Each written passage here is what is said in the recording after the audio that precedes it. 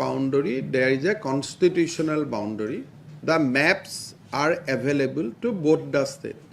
I strongly believe that Meghalaya government will not come inside the constitutional boundary of Assam, and definitely Assam will also not enter into the constitutional boundary of Meghalaya. So we are negotiating any boundary adjustment that will happen through the committee which we have formed. But I strongly believe that Meghalaya government will not come inside the lain nak lihat Assam orang kah kan ni kah hak blok pi de kata ke jing Assam orang blok wan ni orang ka de hapo Meghalaya de hang ta mong pi bami kini usawan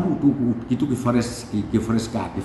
wan hadu umukro Usimbut Menteri Rang Bak Kajela ubak Preston Tensong ulai thu bak Sarkar Assam kalakam bak Snong Mukro kadai ke Brangha phapok ke Blok 1 kabadai ke Jaka ke Baya Kajiaput hapdeng ke Jela Assam bat ke Jela Meghalaya Henry ke Sarkar Meghalaya kalakentaj yakani ke Jingkam jong ke Sarkar Assam dak ke Baong bak Snong Mukro kam hap Satya hapok ke Jaka Baya Kajiaput bat nalor kata ke Deiru ke Snong ke bahap hapok uput Usam jong ke West Jentia Hills District ke Jela Meghalaya. Ha ke jing ekran bat kilat pathai khbor usimbut Menteri Rang Ba ulaong baka sarkar kan sapersang kat bala ban penbet step ya ke jing ka Jiaput ke bala sa pongding hapeng ke Jela Assam mat ke Meghalaya khnang banlat na kinu ki jingja ki bas ngosi hadin habul. Ba ru ban prisai jiba Preston Tensong. Kikop babiam ban wanra ya kita ke high level mitep ba kilat dak lesela ba ke BJP kata land settlement kenang gumban kan dia ED bat CBI kata kalau ke Basai bat mitep ru don kisah sebut bat ni aji senang ni sia